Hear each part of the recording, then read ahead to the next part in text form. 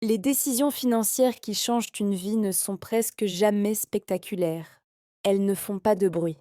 Elles ne sont pas annoncées sur les réseaux sociaux. Pourtant, ce sont elles qui séparent ceux qui luttent toute leur vie de ceux qui finissent par respirer librement.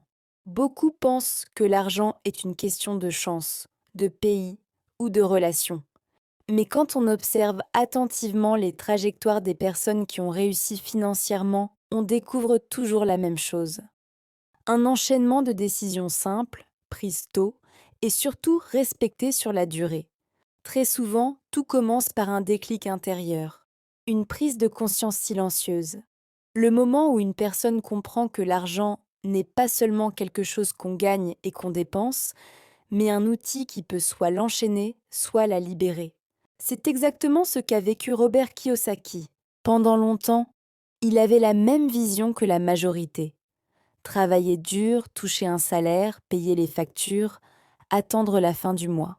Jusqu'au jour où il a compris que cette logique, aussi rassurante soit-elle, conduisait presque toujours à une impasse. À partir de ce moment, il a pris une décision radicale. Ne plus travailler uniquement pour l'argent, mais apprendre à faire travailler l'argent pour lui. Cette seule décision a transformé toutes les suivantes. Changer sa relation à l'argent est probablement la décision financière la plus importante qu'une personne puisse prendre. Tant que l'argent est perçu uniquement comme un moyen de consommer, il disparaît. Mais dès qu'il est perçu comme une graine, quelque chose que l'on peut planter pour récolter plus tard, tout change.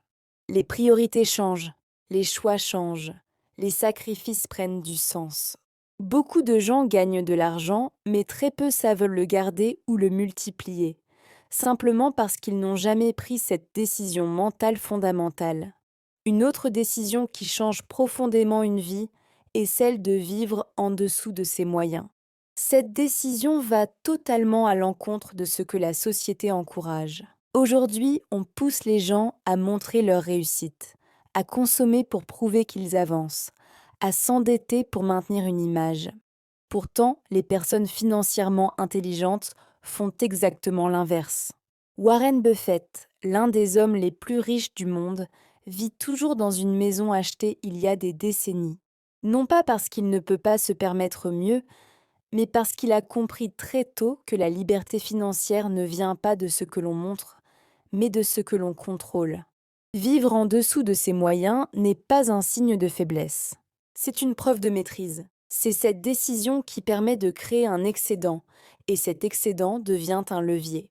La plupart des gens augmentent leurs dépenses dès que leurs revenus augmentent. Résultat, ils courent plus vite, mais restent au même endroit. Ceux qui réussissent financièrement prennent une décision différente. Ils maintiennent un style de vie raisonnable et utilisent la différence pour investir, épargner et construire. Il y a aussi cette décision inconfortable mais décisive, investir avant de se sentir prêt. Beaucoup de personnes attendent le moment parfait. Elles attendent d'avoir plus d'argent, plus de sécurité, plus de garanties. Mais ce moment n'arrive presque jamais.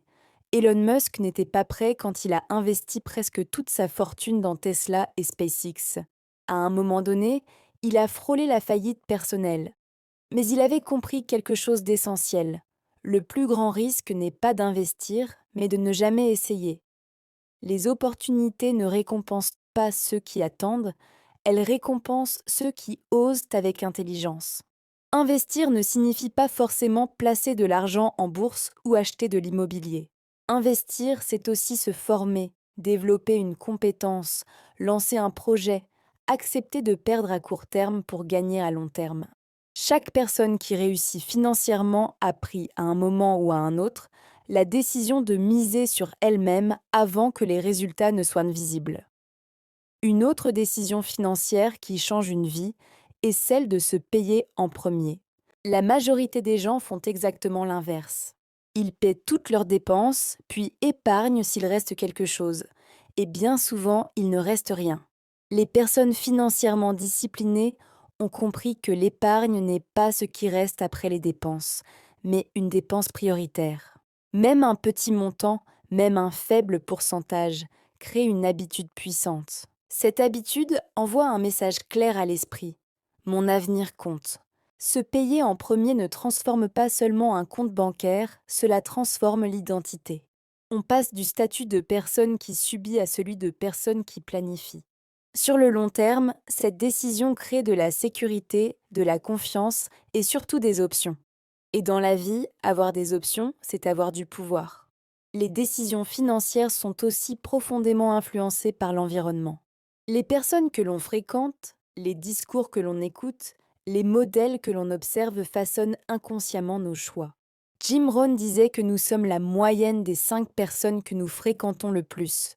Cette phrase est encore plus vraie financièrement. Fréquenter des personnes qui se plaignent constamment de l'argent, qui méprisent la réussite ou qui ont peur de toute prise de risque, finit toujours par limiter notre propre vision. À l'inverse, s'entourer de personnes qui construisent, qui parlent d'opportunités, qui réfléchissent à long terme, pousse naturellement à prendre de meilleures décisions. Les riches ne savent pas tout, mais ils savent écouter les bonnes personnes et ignorer le bruit inutile. Prendre la décision de changer son entourage intellectuel est souvent un tournant invisible, mais déterminant. Enfin, il existe une décision que très peu de gens sont prêts à prendre, celle de la patience. Dans un monde obsédé par la rapidité et les résultats immédiats, accepter que la richesse se construise lentement est presque révolutionnaire. Pourtant, toutes les grandes fortunes durables ont été bâties sur le temps, la constance et la discipline. Les décisions financières qui changent une vie ne produisent pas toujours des résultats immédiats, mais elles produisent presque toujours des résultats durables. Chaque jour, consciemment ou non, nous prenons des décisions financières. Certaines nous rapprochent de la liberté, d'autres nous en éloignent. Le plus important n'est pas de tout changer d'un coup, mais de commencer. Une décision aujourd'hui peut sembler insignifiante, mais répétée sur des années, elle peut complètement transformer une trajectoire de vie.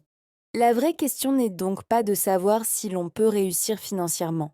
La vraie question est de savoir quelles décisions on est prêt à prendre maintenant, même si elles sont inconfortables, même si personne ne les applaudit, même si les résultats ne sont pas immédiats. Parce qu'au final, ce ne sont pas les circonstances qui changent une vie, ce sont les décisions,